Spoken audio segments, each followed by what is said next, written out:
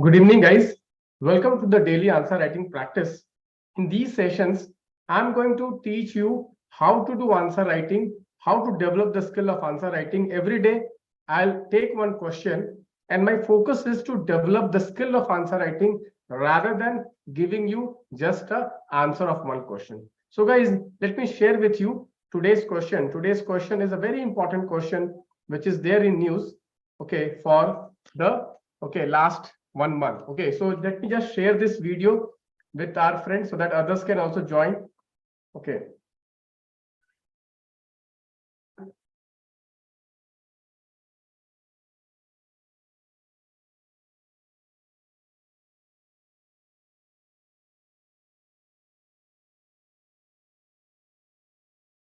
So guys, let us begin. Let us begin the discussion, guys.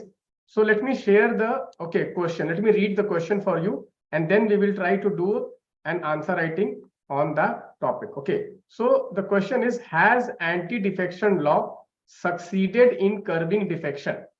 Has anti-defection law succeeded in curbing defection? Question mark. The second part of the question is: what are the unintended outcomes? What are the unintended outcomes? And the third part is said, what can be done to check defections? What can be done to check defections? So you see, there are three parts to the question. There are three parts to the question. So your answer should also be at least in three parts. Okay, because there are three parts: part one, part two, and part three.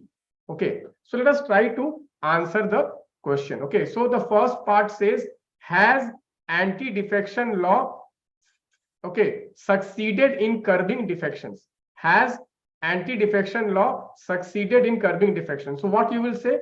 You will write an answer. Okay, you will say, you will start with introduction. What is the introduction? You will say that anti-defection law was introduced in the Constitution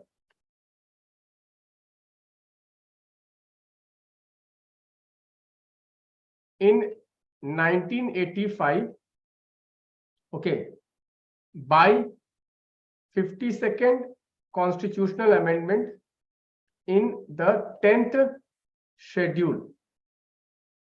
Okay, in the 10th schedule, you can underline the important parts, you can underline. Okay, then you will write the aim of anti-defection law was to bring political stability.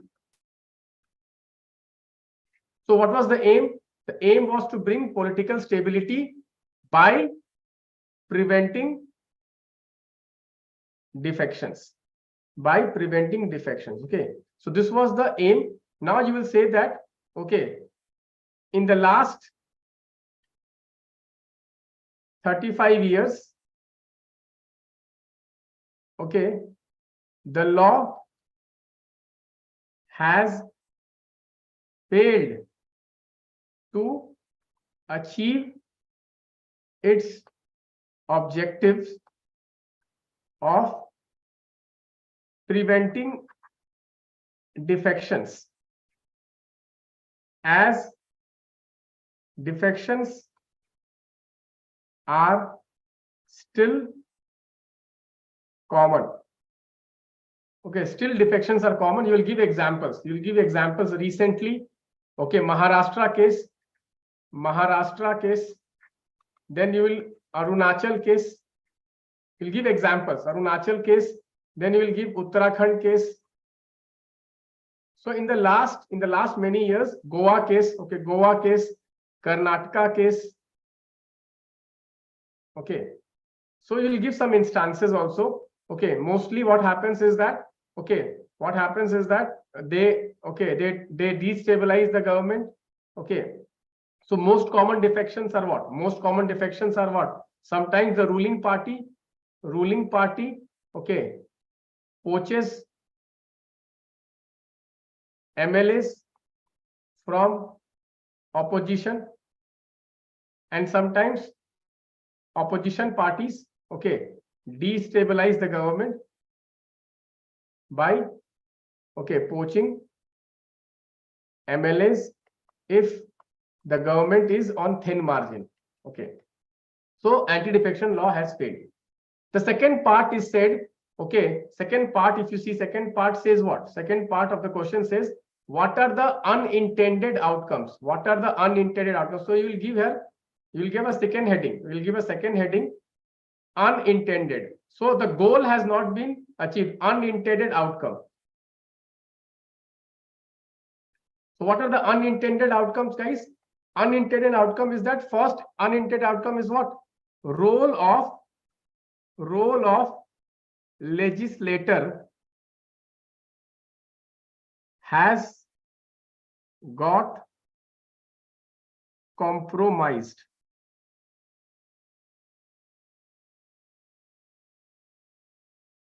Why? Because now the legislators are reduced. Legislators are reduced. Legislators have no freedom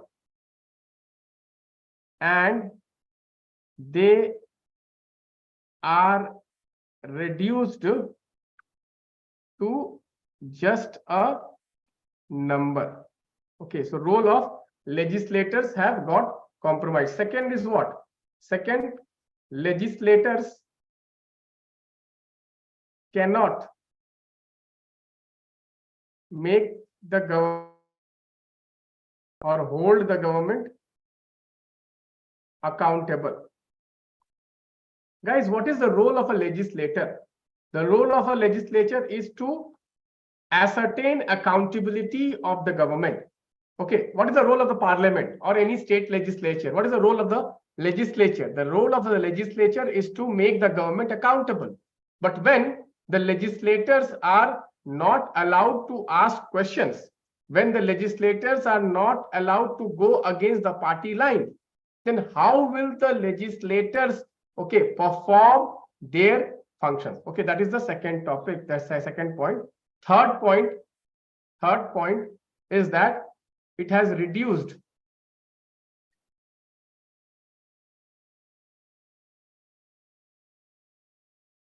the ability of citizens to make legislators accountable. Guys, since now the legislator can get away saying that, okay, that I have to go as per the party. I have to go as per the party decision. So the accountability between the citizens who have given vote for the legislatures, who have elected the legislatures, that is broken down. It is an unintended outcome. It is an unintended outcome. Okay. And last point is the quality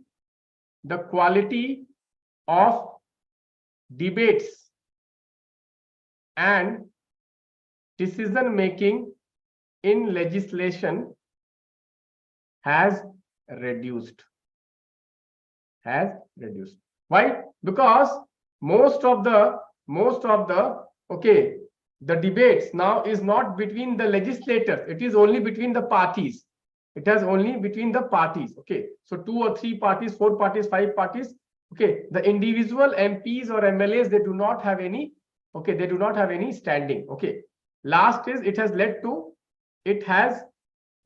to centralization of power in political parties. Centralization of powers in political parties.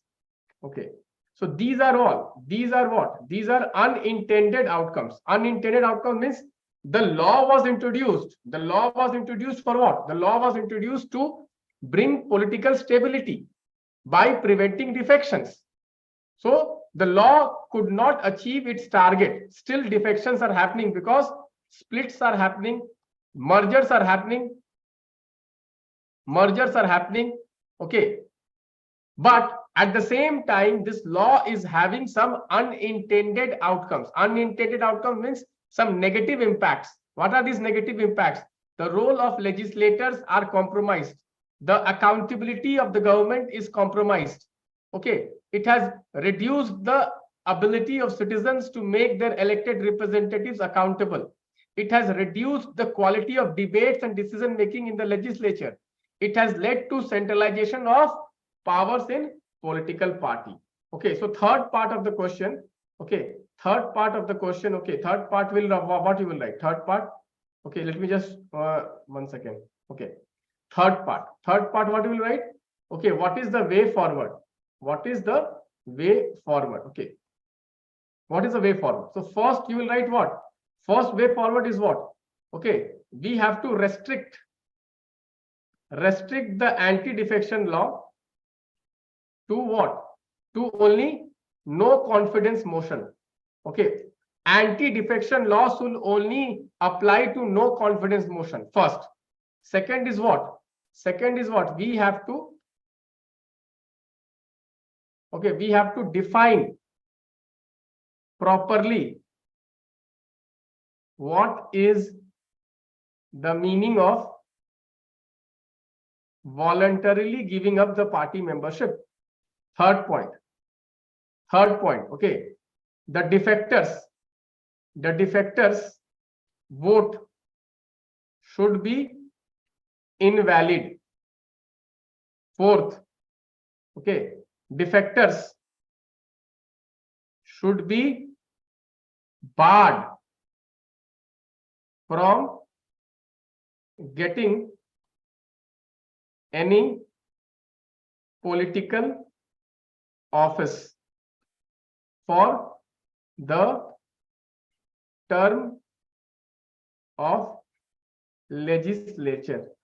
Okay, you see recently also, okay, in NCP split, in NCP, okay, split, what has happened? Okay, most of the people who defected NCP, now they are ministers. Now they are ministers. So this should be banned. Okay, if someone defects from the political party and joins some other political party, they should not be allowed to become ministers. They should not be allowed to become ministers. Is this clear, guys? No public office. They should not be allowed to hold any political office, public office, okay, for the term of the legislature, for the term of the legislature. Okay, you see how I wrote this answer. You see how we have written this answer. The question had 3 parts. The question had 3 parts. First part, we have first introduced the question. Okay, first we have introduced what is anti-defection law, what was the objective of anti-defection law, and then we have proved that it has failed. It has failed because still defections are very rampant. Then what we have done? Then what we have done is that what are the unintended consequences? 4 unintended consequences. And then again we have written, okay, how it can be improved. So we have given 4 points. Okay, you see 4 points. How many points we have written? Okay, 5 unintended outcomes, 5 unintended outcomes, and 4 suggestions. 4 suggestions, 9 points. And then we have written one good introduction also. Okay, so very well, we can easily score 12 out of 15. We can easily score 12 out of 15. How many of you? Okay, how many of you like the answer, guys? How many of you like the answer? Okay, what is your opinion? What is your opinion? Okay, did you like the format? Did you like the format of the answer? Okay, in the comment box, you can let me know. I'm reading your comments. In the comments box, you can let me know. Okay, did you like the answer? Okay, please do answer writing with me. Okay, please do answer writing with me. Okay, everyone must do answer writing with me. This is a live exercise. Why I'm coming live? I want to come live because I want to make you write answers. That is why I'm writing in front of you.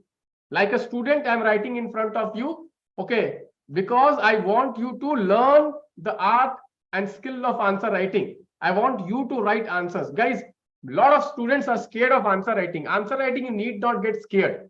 That is why I'm doing it live on YouTube in front of everyone, in front of the entire world. I'm writing answers in front of everyone.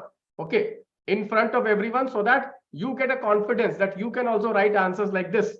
Guys, if you follow this strategy, definitely you are going to score very high marks in the UPSC mains examination, guys. Okay, yeah, it is possible to score 12 marks. Yes, great, very good.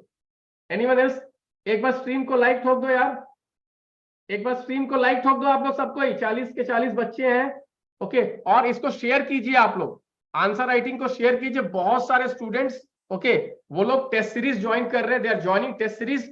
No need to join test series, it's a waste of your money. No need to join okay answer writing evaluation program, again it is a waste of your money. Okay, I'm telling you, just prepare the content well, and every day you attend this free session, free answer writing session, you attend every day. I'm going to conduct it every day, okay, at 7 p.m. and this is more than enough, but your content should be very rich, your knowledge should be very rich. Okay, so guys, with this I would like to end. Anyone wants to say something? Okay, anyone wants to say something in the comment box? Okay, if you have any query, feel free to ask. I will be taking all your doubts, all your doubts. See, answer writing, you have to break the question, you have to break the question into parts and try to write in more number of points, try to write in points.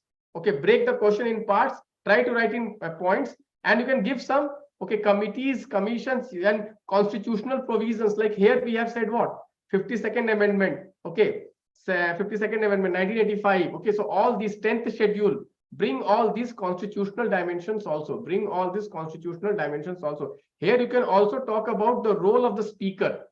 Sometimes the role of the speaker is biased in such kind of okay defection cases, so role of the speaker can also be talked about. Even the Supreme Court has observed that there must be a timeline for the speaker to decide on the cases. There must be a timeline for the speaker to decide on the cases. Even the Supreme Court has said, and even the Law Commission has said, rather than speaker as an adjudicatory authority on the anti-defection law, okay, it should be the president or the governor. It should be the president or the governor. This point also you can write in suggestion. This point also you can write in suggestion, that speaker must be replaced by president or the speaker. With this, guys, I would like to end the session now. Thank you. Bye-bye. Take care.